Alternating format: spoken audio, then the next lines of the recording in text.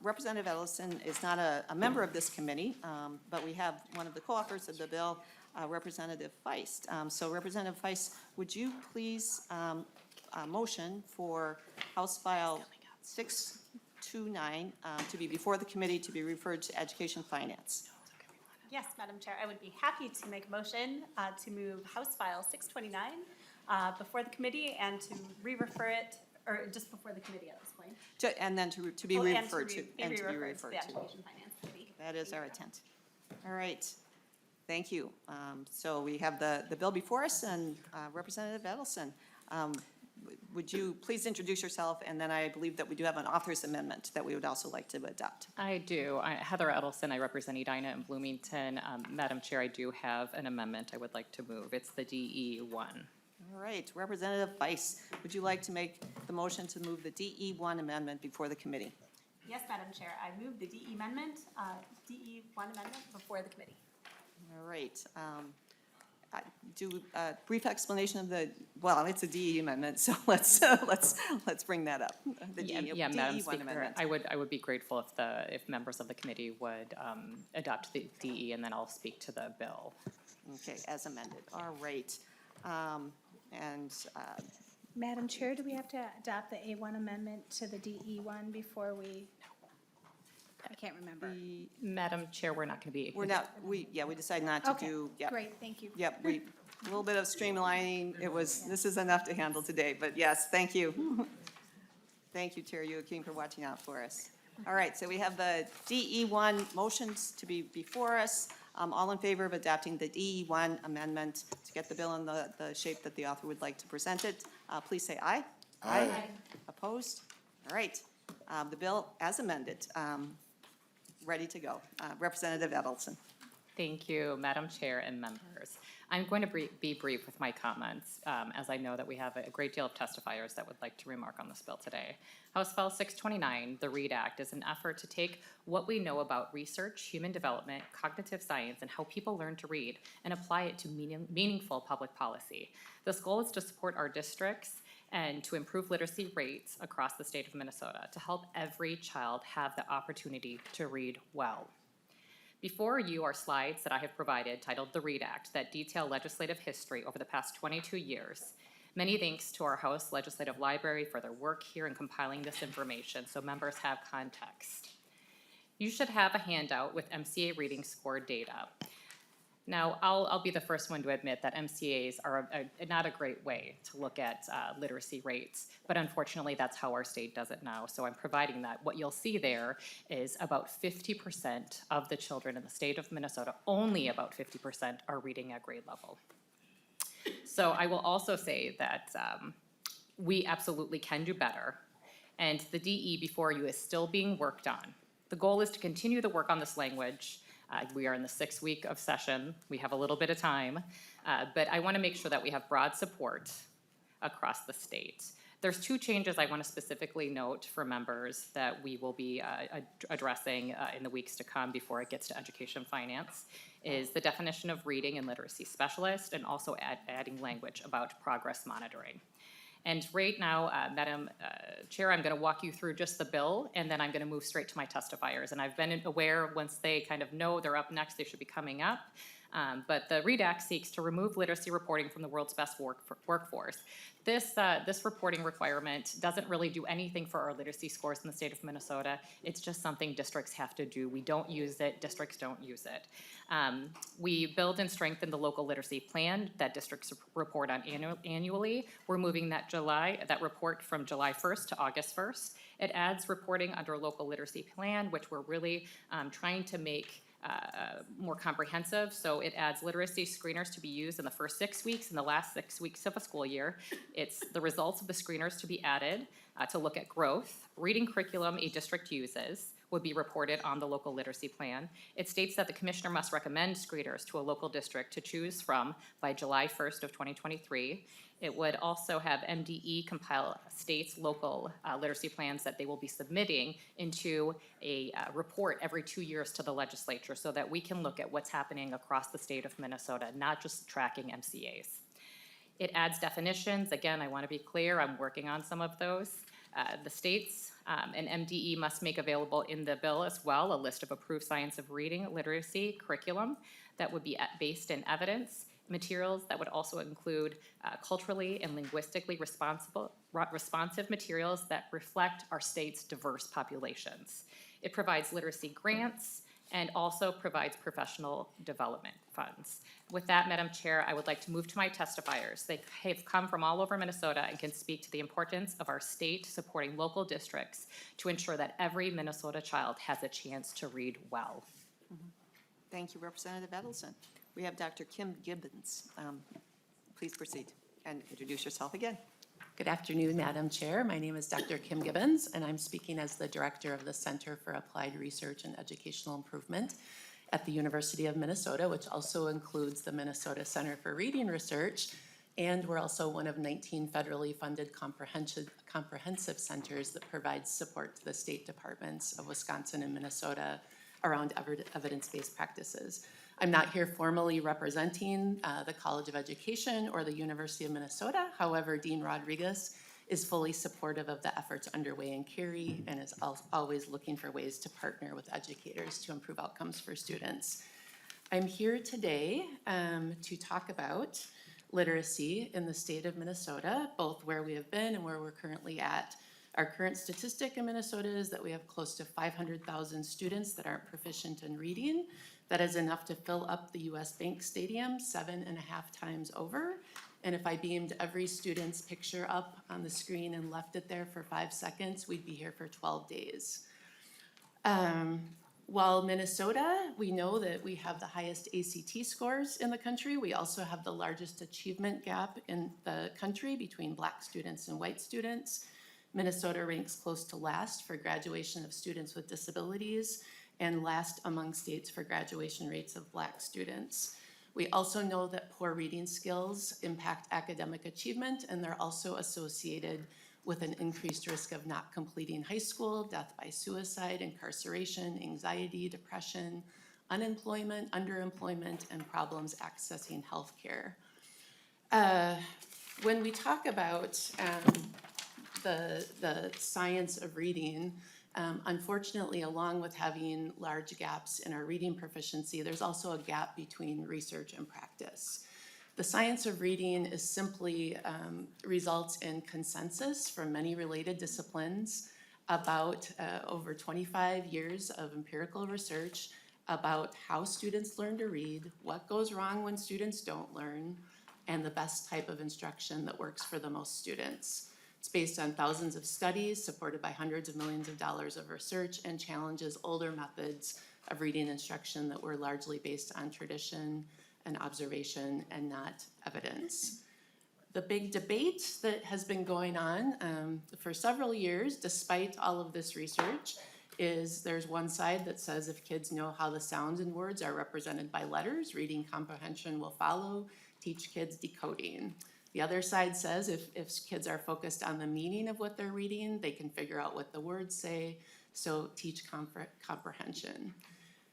What we know about the prevailing views around literacy instruction, both in Minnesota and around the country, is that there's a lot of myths, and some of those you can see on the slide deck.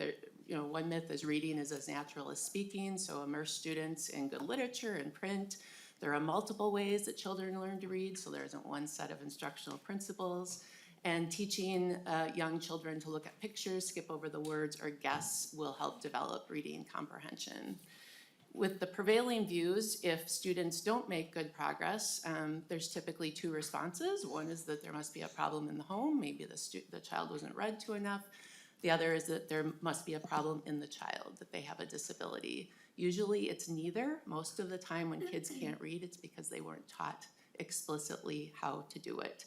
So again, the science of reading, a lot of people think that it's just about decoding or teaching phonics, phonemic awareness. It's actually both decoding and word recognition, along with language comprehension skills, which are things like background knowledge, vocabulary, language structures. One of the most research-supported models of reading is the simple view of reading, which is captured in the slide that I have up now. That's often used in trainings called Scarborough's reading rope. And I think that what I'd like to say is that there's recently been a great deal of discussion about the science of reading and resources allocated towards professional development. And there's many models of professional development that can be used, but we have to understand that simply training teachers on the science of reading is not enough. Once we train teachers, they go back into systems that often are using curriculum that aren't well aligned to the science of reading. So the teachers are left to try to modify and adapt a curriculum that isn't well aligned. We know that literacy outcomes are improved when we have valid and reliable assessments that can be used to screen students and monitor progress to know whether or not the instruction is working. We also know that teachers need to collaborate in professional learning committees, communities. They need sufficient time allocated to instruction. And the biggest thing is that they need instructional coaching in the classroom to help transfer learning to practice. So in closing, I am supporting the shift to aligning Minnesota instruction, curriculum, and assessment practices within the science of reading. I think our state data should create urgency that we can and must do better for large numbers of students. And we have to remember that the ability to read must not be treated as a luxury, but as a basic and necessary human need that needs to be present in all of our classrooms around the state. Thank you. Thank you, Dr. Gibbons. Next, we have Maria Roberts, who is joining us remotely. So if you're hearing this, you're on. Please unmute yourself and introduce yourself.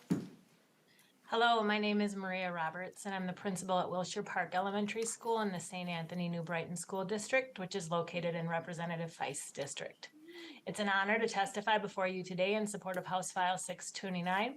Madam Chair and members, I've been working in public schools for over 20 years. That's real. And as we know, our educational systems are failing our students when it comes to reading. I started my career as a special education teacher. When I left my public institution, I was not prepared to teach reading.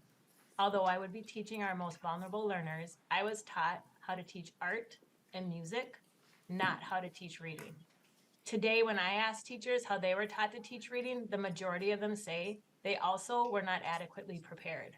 However, they're then hired to teach our students. Schools have historically given teachers the what to teach, the books to teach from, the manuals to guide them, but we haven't always honored their professionalism and their own learning by providing them opportunities to learn the how and the why to teach evidence-based reading instruction. By providing both the time and money it takes to help teachers learn the science of reading, unlearn the practices and beliefs that are not serving our students, and offer support and coaching for instruction and assessment, we stop treating teachers simply as implementers and instead treat them as they are, educators. We must create effective systems for our teachers. Leading for effective literacy instruction is culturally responsive leadership. Good phonics instruction is important for all of our students. Unfortunately, this type of instruction often only shows up in special education and intervention classrooms. We also know special education and intervention classes are disproportionately filled with students of color. Implementing effective and quality phonics instruction into Tier 1 may actually help us to reduce the number of students in intervention and special education. But here's what's most exciting for me to share with you today. We've begun to provide professional development opportunities, and we've purchased curriculum aligned with the science of reading in our building in order to meet the needs of our students. And we see classrooms filled with joy. Teachers are joyful when kids are successful. Kids are learning to read and they are proud. Pride breeds joy. Adding phonics has only enhanced our literacy instruction, and teachers have not stopped teaching other reading components, including comprehension. We must equip our students to become independent learners. In order to achieve that, they must be able to read. Madam Chair and members, thank you for the opportunity to testify today. Thank you. Thank you for being with us virtually. We have here in the room Kate Scappel, And then after that will be Nafisha Mohammed, so you can be ready to be the speaker after that. So please introduce yourself and proceed. All right, thank you, Madam Chair, members of the committee. My name is Kate Scapel, and I am the Elementary Curriculum and Gifted and Talented Coordinator for School District 197. We serve the communities of West St. Paul, Mendota Heights, and Eagan. Over the last 20 years, I've taught from preschool all the way up to third grade. And I've worked as a technology integrationist, and now I work in curriculum for all content areas. My main focus in literacy over the last 5 years. When I was working on my bachelor's degree in elementary education, I was taught how to teach phonics, reading comprehension, even, of course, writing. Not nearly enough training on it, as a number of our testifiers have said, but that's for another conversation. When I started teaching preschool, I was teaching phonics to my 4-year-olds to get them a head start into kindergarten. And then when I got my dream job of teaching first grade full-time in a classroom, I was teaching a small group, guided reading group. And as I asked a child to sound out a word, the reading specialist who was there to support me told me to stop. We don't tell kids to sound out words. We use other strategies, like look at the first letter and read the rest of the words in the sentence to try to figure out what it is. And that just creates all sorts of problems, inequities in how to teach children how to read. I was confused by that advice, but did what I was told and what I was trained by them to do. This was a model that was widespread across districts all over the country. It was fun to teach kids how to love books, guess words, and love to read. They'd sit and just read all day long. However, when it came down to decoding difficult text, that's where the rubber hit the road and children started to struggle. About 5 years ago, when it came time for my district, now I'm working in curriculum, to review curriculum, we attended the MTSS, Multi-Tiered Systems of Support Conference with Dr. Kim Gibbons, who you just heard from. And we learned that we needed a better way to assess the fluency of our readers. And so we switched to using. And I'm so sorry, Ms. Scapel, but we have reached the 2-minute point, so do you have a closing comment that you can leave us with? Yeah, I just wanted to say that the work that's being done in this bill, I support, and that based on the experiences in my school district, the greatest need is for training, and then, as Dr. Gibbons shared, resources so that teachers can go back to classrooms and use them in an effective way to make sure that all kids learn how to read. Thank you. Thank you for sharing the stories that you were able to in our time allotted. Nafisha Muhammad again. And then after that, it'll be Rick Sandsted, so you can be ready to move up. Be standing by, please. And please introduce yourself and proceed with your testimony. Chair Pryor and members of the House Education Policy Committee, it's me again. My name is Nafisa Muhammad, and I am a high school English teacher taking a time out. After 8 years of teaching and going on strike, I decided to take a mental health break. I now get to support teachers as Deputy Director of Campaigns at E4E Minnesota, who are fighting for safe and stable learning experiences in addition to safe and stable schools. I am here to share my perspective on this bill. Teaching is an art and a science. It is the reason why I got a psychology degree before beginning my master's in education. I emphasize in adolescent psychology and the impacts of trauma on learning because I knew I wanted to be a teacher with insurmountable responsibility of teaching other people's children. I wanted to understand the brain. Specifically, I wanted to understand how children of color who are victims of intersectionality within institutional racism can still learn and thrive. As a Black teacher, I understand the science behind the role model effect. I understand the role cultural connections play in the learning brain. I understand the role of chunking instruction, like phonics instruction, that is evidence-based in learning, in literacy learning. I believe in the both and. All children deserve evidence-based reading instruction and to encourage cultural and language applications and training of teachers in these competencies. Lastly, in my new role, I now have more time to be a more engaged parent of a brilliant second grader who is being taught the science of reading by a highly experienced, brilliant Black teacher.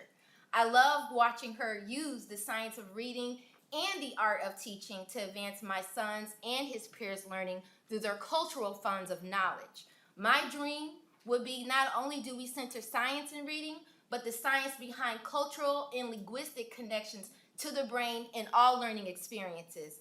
However, ensuring every child can read while honoring their cultural and linguistics identity is an awesome first step. Learning to read should center the whole child's humanity. It has been done in states like Colorado, and it's totally possible through this bill here. Thank you. Thank you. Thank you for being with us on this one, too. All right, we have remotely, we have Rick Sanset, and in just a moment, if you unmute yourself and introduce yourself and proceed. And then also we'll bring up Barb Dufferin, who would be the next presenter here. And then after that, it's Lucy Payne. All right, thank you. Please proceed. Great, thanks. Good afternoon, Chair Pryor and committee members. Thanks for the time to share our experience that might inform some of your next steps. My name is Rick Sanstead, and I have the pleasure of serving the community of Alexandria as the superintendent of schools. I want to share our Alexandria Public Schools experience around our investment in the science of reading.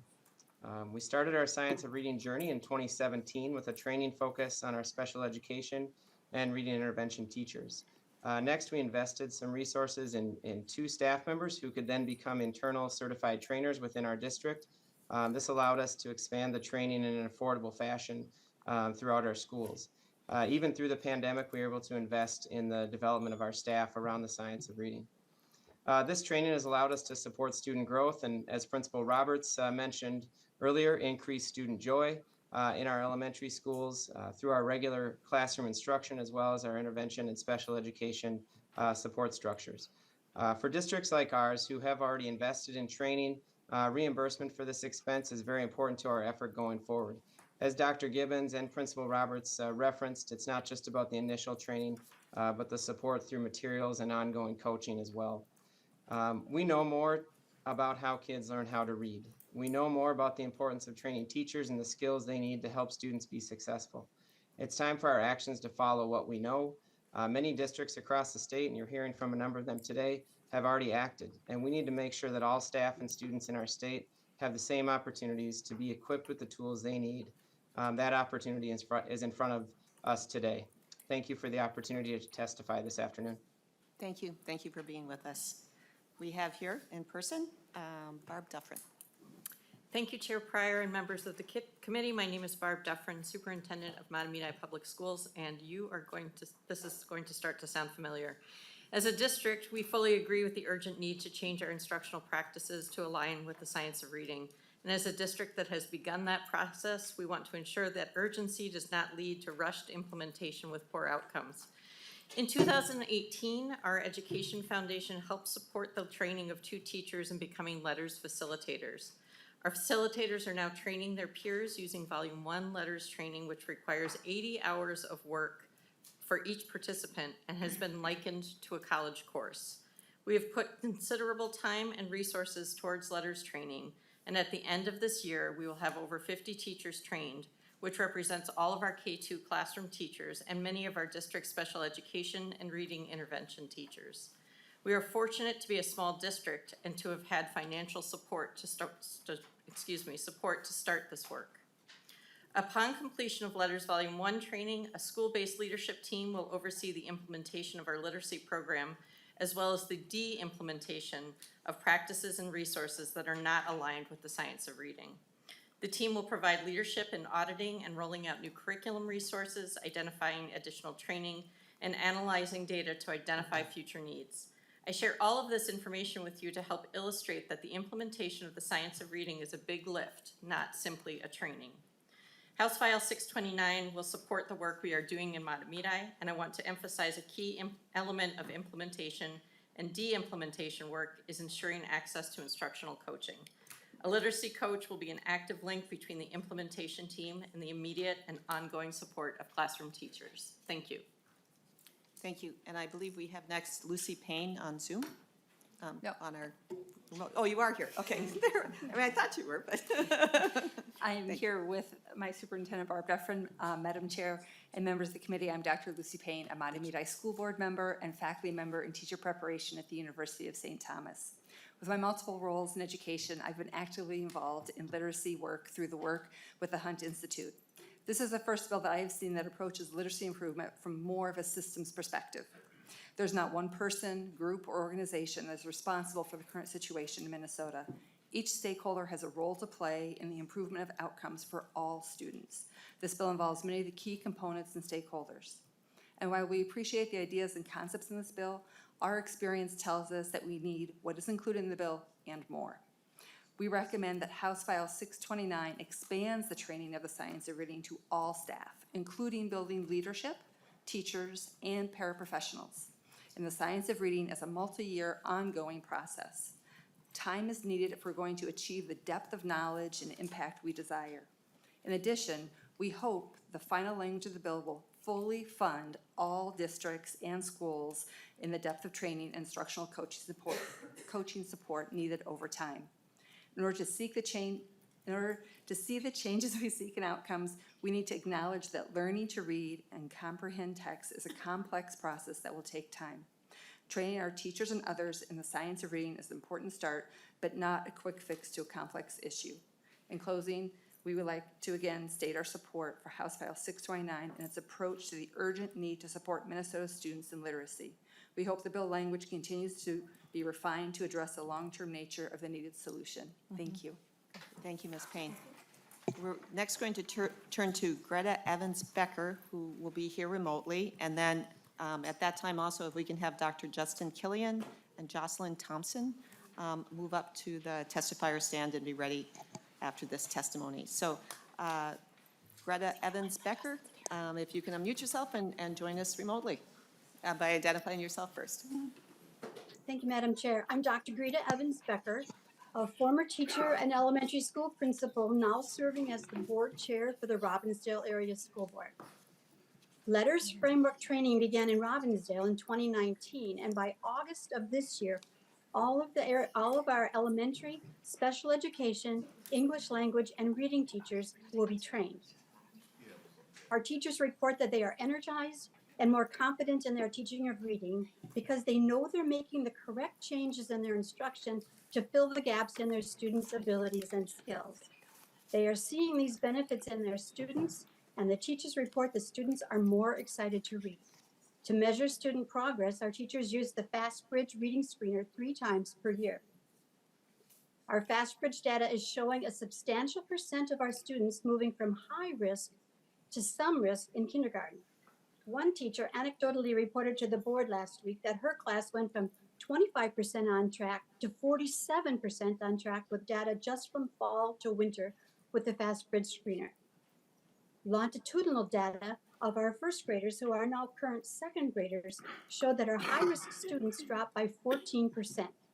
The longitudinal data of first graders who are currently third graders showed a decrease in high risk from 21% to 9%. So far, the Robbinsdale schools have invested $567,000 in the Letters Framework. This is a big investment, and we consider it an important investment in the professional development of our teachers and in our students' learning. I strongly encourage the legislature to fund Letters Framework training for all the schools in Minnesota, and we hope that when you do so, you will retroactively fund the school districts such as Robbinsdale, who are early adopters of the Letters Framework. Thank you. Thank you for your testimony. I make a quick note that we will fund, this bill funds programs that, without naming a specific one, but that I think achieves the goals that our last testifier laid out without naming a particular curriculum. But thank you for the testimony. Next up, we have Dr. Justin Killian. Chair Pryor, Representative Edelson, members of the committee, I want to thank you for giving me the opportunity to speak on behalf of the educators that make up Education Minnesota. We're here to speak in favor of the READ Act today. I'm here today as a representative of our members because most of them are in their classrooms right now doing the very work that we're here to talk about. So I'm happy to share their message. We would like to start by saying that we think that this bill does a lot of work on curriculum and screeners and a lot of important changes to the way we teach literacy in the state of Minnesota. But we have to remember one thing. We're here today because of a structural problem that all of you have a historic chance to correct. Our public schools have been starved of resources for too long, and the best curriculum, the best screeners, and the best interventions mean nothing if there's no one in the building to do the work. So it's time to fully fund our schools and repair the teaching profession so that the actual instruments and tools that we're fighting for in this bill can actually be used and go to benefit our teachers. We stand in support of the READ Act. We are encouraged that there's ongoing conversation about the terminology. We have some concerns about the actual term science of reading, but those are being handled and discussed among the various stakeholders. We share the concerns that our colleague at the from Educators of Excellence shared about cultural responsive teaching and how it ties into the body of literature that is science of reading. We think the term science of reading is often applied to a very limited body, and our teachers want to see it as one of many tools in their toolbox, especially those that work with multilingual learners. And we look forward to hopefully thinking about what a science of reading might look like that disrupts racism, disrupts white supremacy, and disrupts whiteness in the teaching of literacy. But we stand in favor of this legislation, and we hope to see it move forward, and we thank you for including teacher voice. Thank you. Next up, Jocelyn Thompson. And please Good introduce afternoon, yourself. everyone. Hello, my name is Jocelyn Thompson. I'm a first grade teacher at Friendship Academy of the Arts. What inspired me to become a teacher was the impact that my fifth grade teacher had on my life. Just as he made on me, I want to help my students uncover their passion and help reveal their purpose, reassuring them and encouraging them that they can be anything they want to be if they put their minds to it. As an early educator with minimal experience teaching with phonics instruction, I really appreciate with being able to work with Girls Academy and teaching their curriculum. Because not only was it a structural and rigorous curriculum to follow, but it is very engaging and fun for my scholars. This was super important, especially since I started my first year off teaching during a pandemic. On top of that, I really appreciate the weekly coaching and monthly professional developments that Girls Academy provided to my school, giving me the tools and support to explicitly teach phonemic awareness and alphabetic decoding, and allowing me to implement many opportunities for my scholars to read and write in meaningful ways. This helped really strengthen my understanding in the science of reading, which helped me successfully close a lot of the reading gaps presented in my scholars. This year alone, 61% of my scholars were labeled high or moderate risk in oral reading fluency. This has already been reduced to 35% in January. I couldn't have done this without the support of Girls Academy, and with that, I would like to say thank you. Thank you. Thank you for your testimony. All right, we have, again, two in person, Tanya Droughton and Cynthia Wilson. And if you can both move up now. And then it will be Kaluli Pringle, and we have a student, Jack. And Madam Chair, Yes. Cynthia Wilson from the NAACP had something come up, so she can't be here today. Okay, all right. Well, thank you. Well, Kaluli Pringle and Jack would be the next two after this. All right, so please introduce yourself and proceed. Hello, Madam Chair and Committee. My name is Tonya Drawn, and I'm a community organizer in St. Paul, a proud mother of 6 and grandmother of 15. Today, I'm here to talk to you about my grandson who is 10 years old and attends St. Paul Public Schools. He is struggling to read. I run a volunteer-led homework help program at Jimmy Lee Rec Center in partnership with JK Movement, where I also provide reading and interventions for children who are, most of them, attend St. Paul Public Schools. Today, I'm here to support the READ Act as a grandmother who is sick and tired of watching kids struggling to read in our community. My grandson is in the 4th grade, and in less of a year's time, he will be entering his last year of elementary school, and he doesn't know how to read at all.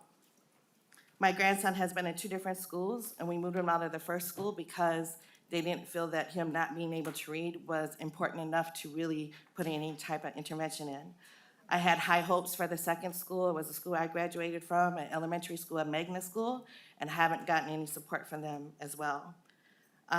This year, as I watch my grandson struggle to read, I start to notice him acting up in school, walking out of the classroom because he's frustrated during academic times when his teacher gives instructions to read and to do his work and does not sit down with him to actually read the work out so that he can actually do the work himself. When you read it to him, he comprehends, he can answer the questions, but then you also have to sit there and help him write out the answers so that he can write the questions, answers down on his homework. At home, we are trying as well. I asked the teachers, I asked the school to provide other instructional things that I can do, workbooks, vocabulary, something at home that I can do to reinforce his reading, and it's falling on deaf ears. I did not get any help from my school, my teacher, or my district. As somebody that provides the homework help program at our local rec center, I also have tried to write grants to help kids to have reading intervention at the homework help. They come to us, they don't know how to read well. We're helping them doing the reading, helping them write the answers so they can complete their homework and get good grades so they could pass to another grade, knowing that they're passing without being able to read. Thank you, thank you. I would like to thank We have come Edelson to for our end. sponsoring this bill. Thank you very much. Thank you for the personal testimony, and we so appreciate you being here and hearing from you. Lily Pringle, and then Jack. Thank you, Madam Chair, members of the committee. My name is Kulia Pringle. I am the Minnesota State Director for the National Parents Union, and I'm here to support House File 629, the READ Act. At the National Parents Union, we provide one-on-one support to Minnesota families as they navigate the pre-K to 12th grade education system. I also co-founded the Homework Help at Jimmy Lee Rec Center. From my vantage point, I see the frustrations as I support parents one-on-one as they realize they have no support when they try to ask for support when they realize their child is not where they need to be. 30% of 8th grade students in Minnesota performed at or above proficient on the National Assessment Education Progress. This means 7 out of 10 of our 8th grade students who just have little over 4 years left of public education career are not reading on grade level. We owe them more.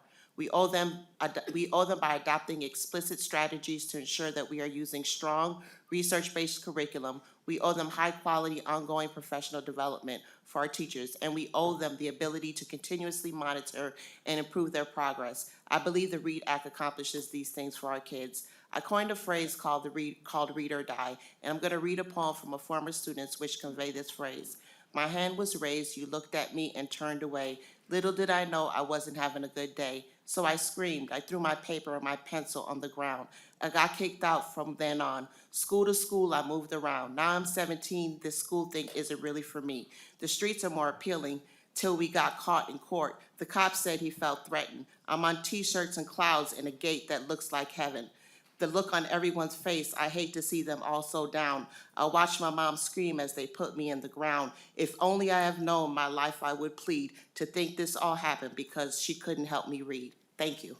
Thank you. Thank you very much. All right. Our next testifier is Jack. Thanks for being with us. Hello, Madam Chair.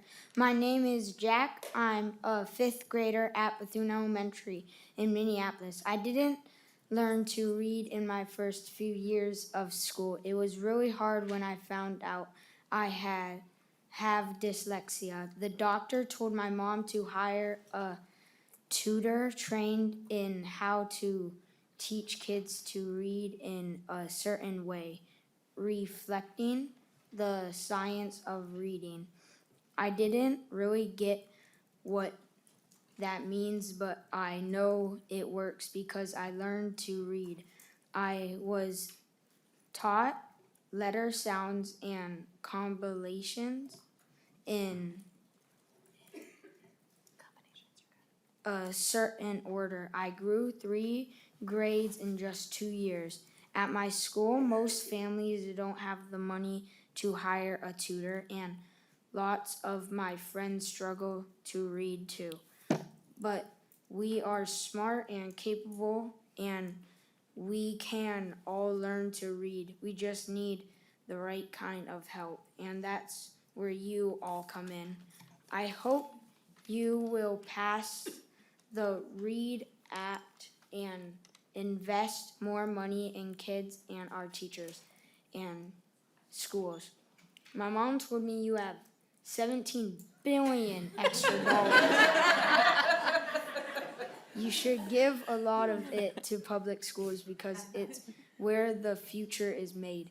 Thank you to everyone who's worked on this. It matters so much to so many. All right, no clapping, please, please. It's not, we actually don't do that in committees, and I apologize for having to say that because we all want to, but we can't.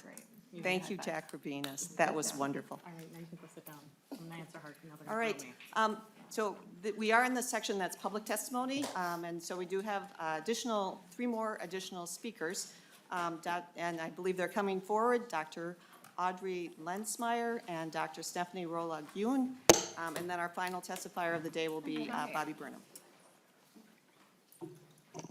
Thank you, and please identify yourself and proceed. Thank you.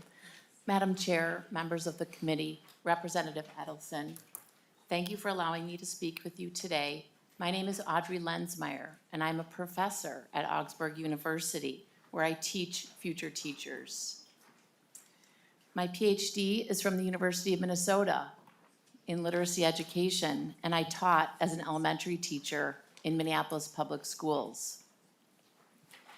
The comments my colleagues and I are making today, and you have a handout that we've put together, the comments that my colleagues and I are making today about policies that will determine definitions of evidence, reading, and how to teach reading are connected to a much larger story in this country where teachers and teacher educators and institutions of higher education are blamed for the stubborn achievement gaps and in standardized test scores.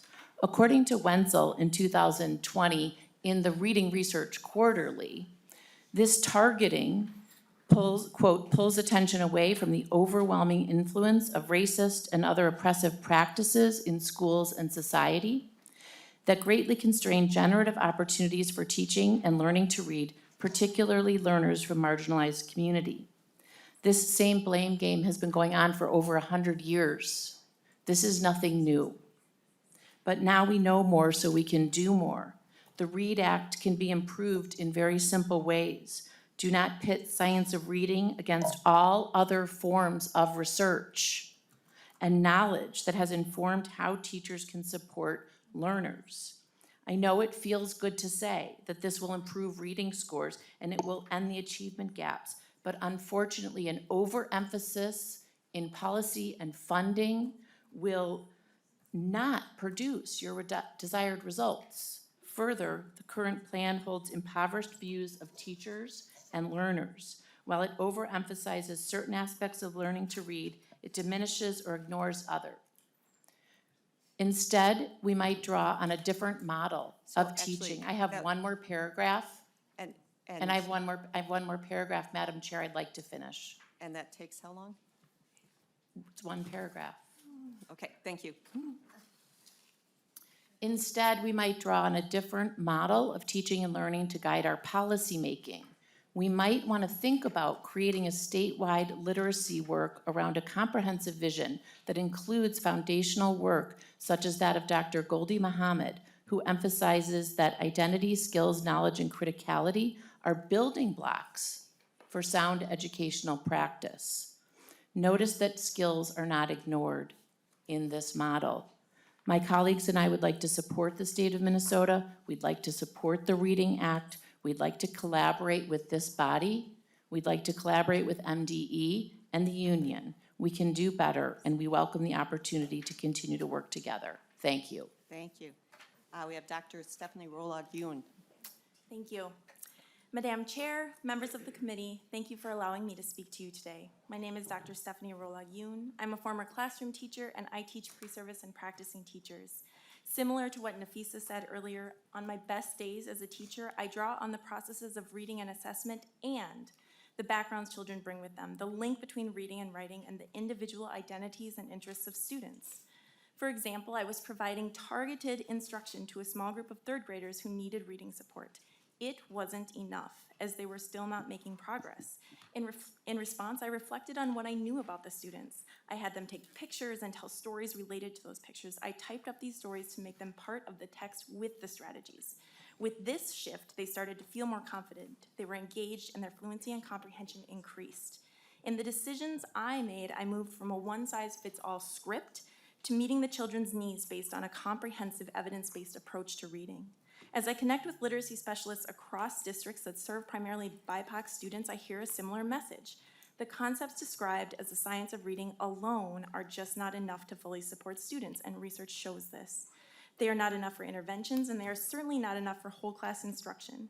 In addition, teachers need to consider the context surrounding their readers, what culturally responsive pedagogy looks like in action, the backgrounds and languages students bring to school, and the ability to identify when a specific strategy is helping them move forward or not.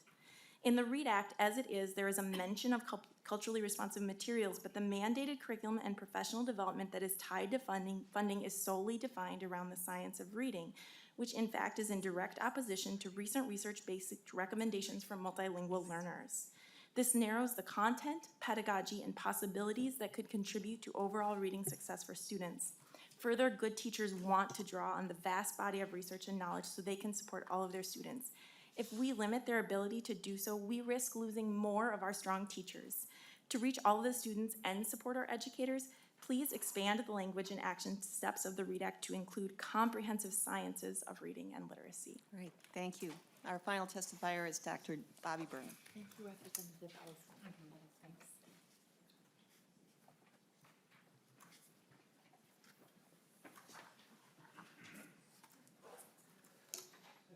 Madam Chair, committee members, my name is Bobby Burnham and I serve as the Assistant Commissioner for the Office of Teaching and Learning at the Department of Education. Thank you, Representative Edelson, for sharing the same sense of urgency for addressing our literacy achievement rates in our state.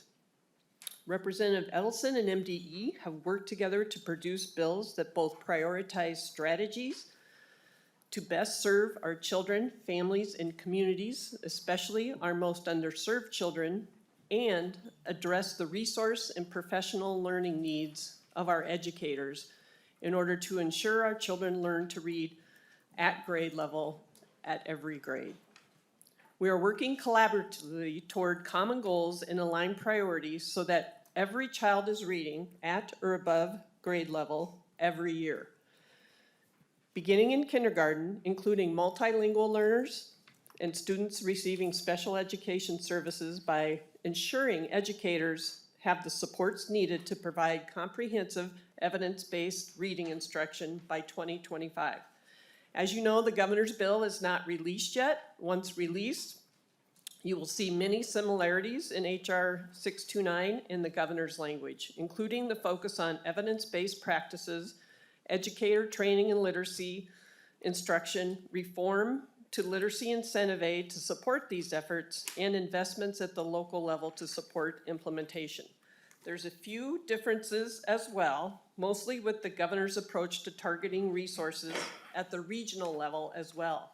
Knowing that educators will need professional learning opportunities as well as ongoing coaching, and the state currently does not have the trained literacy specialists needed at this moment, the governor's language includes a regional approach in partnership with the Minnesota Service Cooperatives to build regional literacy networks that will allow districts to build capacity to implement these comprehensive literacy reform efforts proposed.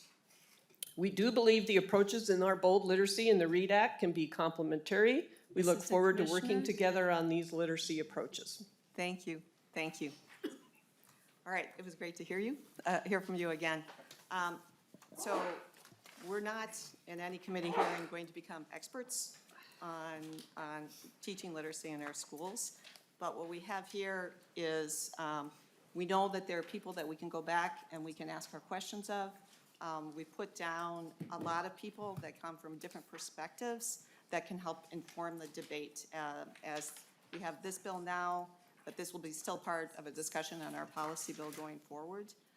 And of course, we're going to be hearing it in Ed Finance too. So I know that we've heard from a lot of folks, but I think there are people that we need to have as this common basis for understanding of this bill that we have before us. And so we do have time for member discussion and questions. And Representative Bennett. Madam Chair, may I just make a suggestion here? And I am not at all trying to stall this bill. I think this is an incredibly important issue. Representative Edelson has brought forth a plan, and I know where her heart is.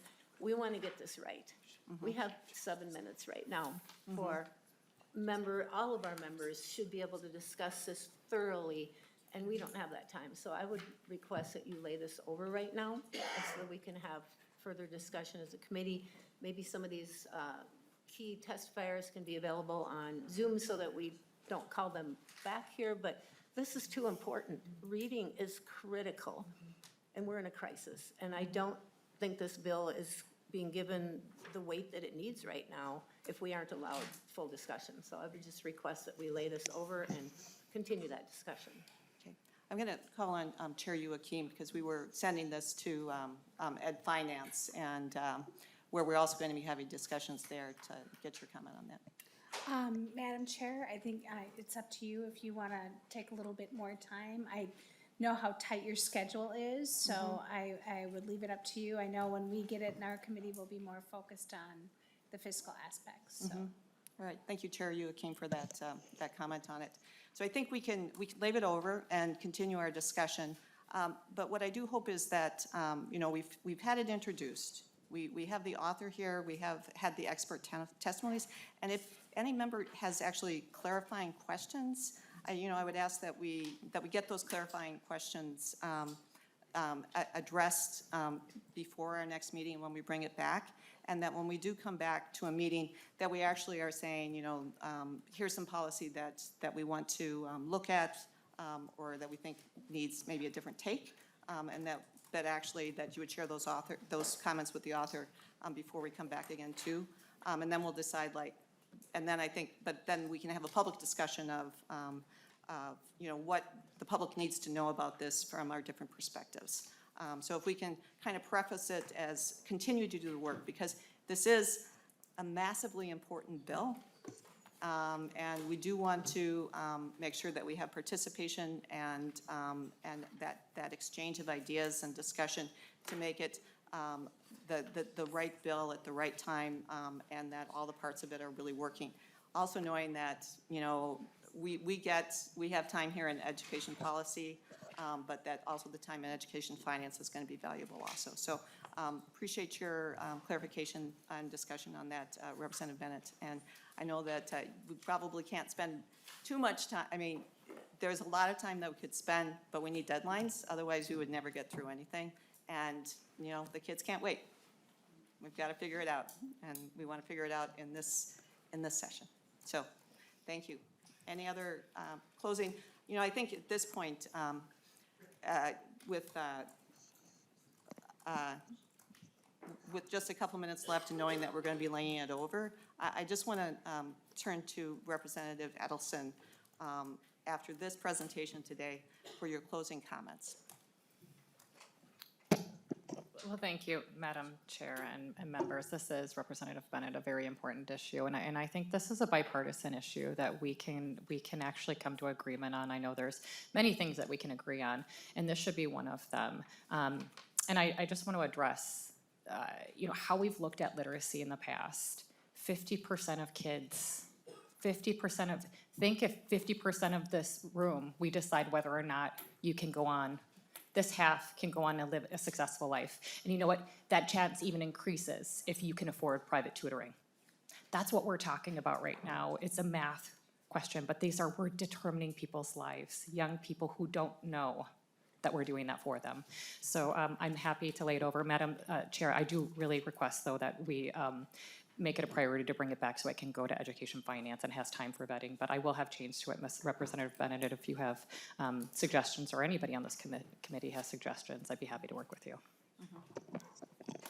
All right. And with that, let me get to the right number here. 629. Right. And with that, House File 629 is laid over.